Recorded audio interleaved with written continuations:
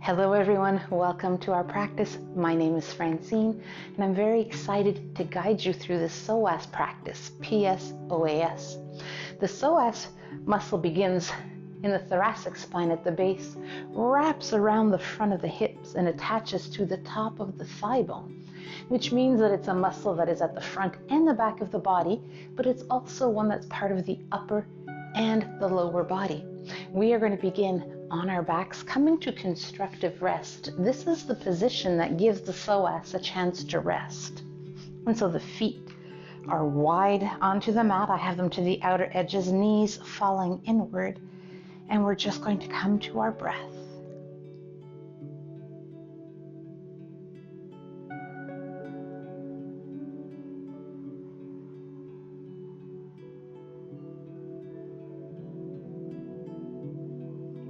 Let's do one more breath here. And then we're going to just let the knees fall side to side a few times. And then we're going to get right into our work with our psoas.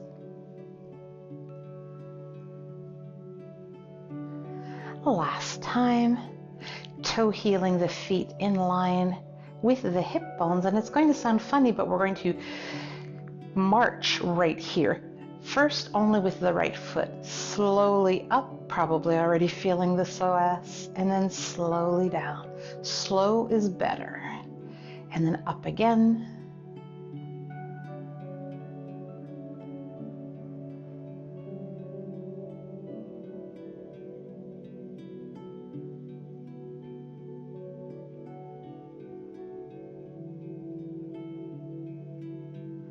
Mine's already starting to tire a bit.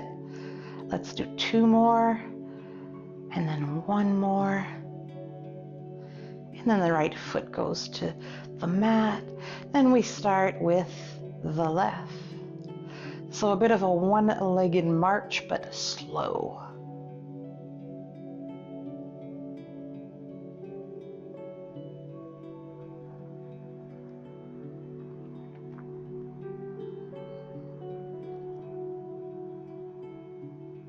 Two more. This is our last one. And then we're actually going to bring that left knee to the chest, interlace the hands behind the left knee. We're going to extend our right leg and just let it hover right above the mat. The toes of the right foot are curling towards us.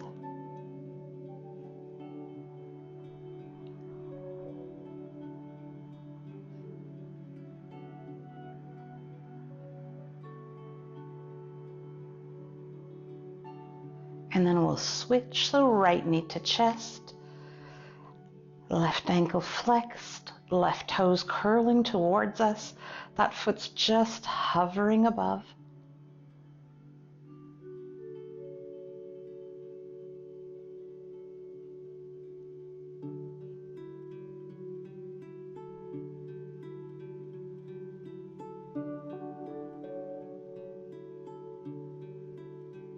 And then that knee comes to the chest. We're now going to take it a little bit further in the sense that we're going to extend the right leg. It's hovering. Right now, the toes are pointing up to the sky. As if it was a clock, it would be 12. Can we take our toes and turn them to 10? And then 2. And then can we stay at 2? Take your right leg out to the side a bit. Bring it in, toes to 12. Then we let our right heel lightly graze the mat. Bring that foot towards you. Graze it again away. Toes are to 12. Let's put them to 2. Out to the side. In line. Toes to the sky. Heel comes down. Softly drag that heel towards you and away. One more time.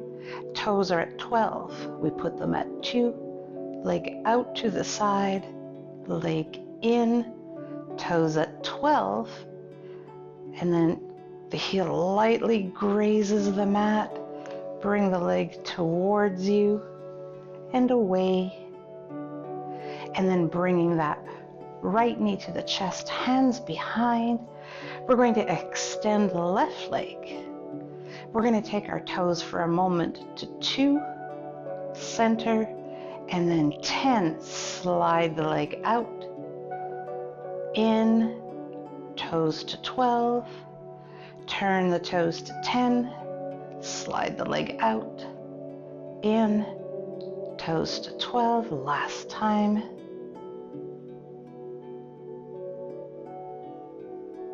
And this time we're going to take the heel, drag the leg towards us and away. So we're doing it slightly differently on this side.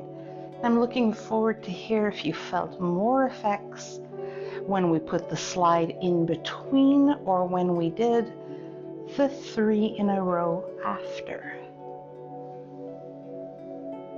And knees both come to chest. We rock side to side.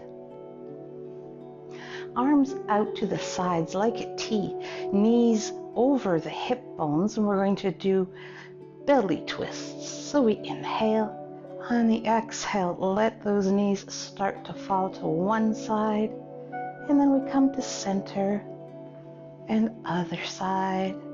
And so you might be wondering, why did I decide to do them differently on the two sides? But at the end of the day, it was all the exact same amounts, just to see if we feel a difference.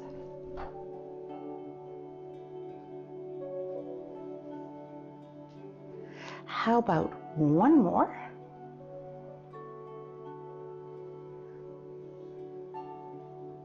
And then bringing both of our feet to the mat. They're about hip width apart. Option to place a block between our inner thighs, pressing into the heels. We inhale, the hips come up into bridge, feeling that nice lengthening along the psoas. Down we go. And again, lift, really trying to lengthen the psoas, the hip flexors, because there is more than one muscle that makes up the hip flexor, but we talk a lot about the psoas. The next time the hips come up, can we keep them there? Press both big toes down. Maybe come to cactus arms.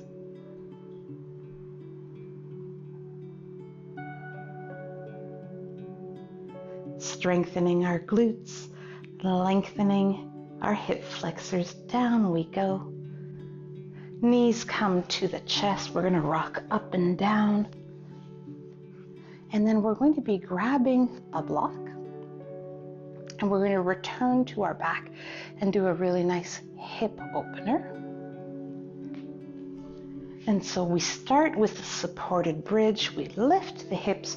We place the block on the sacrum. That's the area that has the two dimples.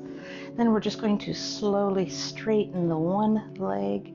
I like to keep the ankle flexed. Option to take the other knee to the chest.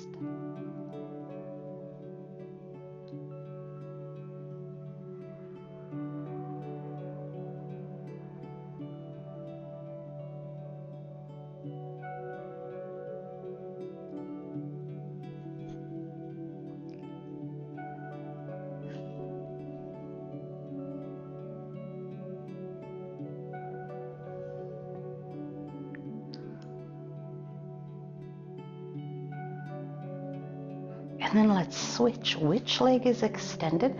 Option again to have the other foot on the mat or the knee to the chest. We come to our breath. Such an important part of our practice.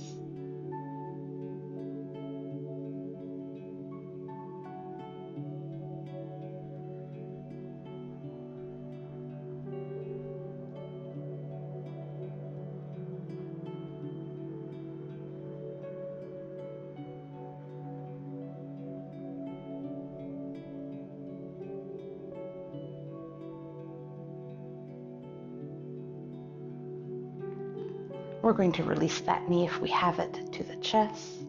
Both feet to the mat. We lift the hips. We remove the block, and then we bring our knees to the chest.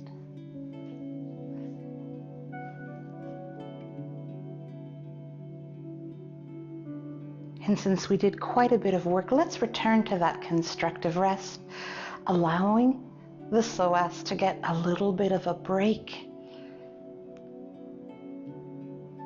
We did some great work with it, and from here, we come to our breath.